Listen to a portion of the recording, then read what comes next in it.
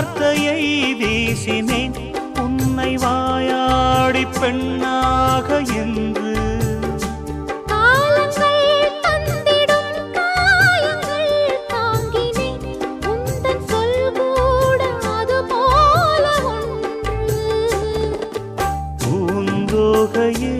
சொன்ன என் வார்த்தையே உன்னை அறியாமல் நான் சொன்ன மொழி.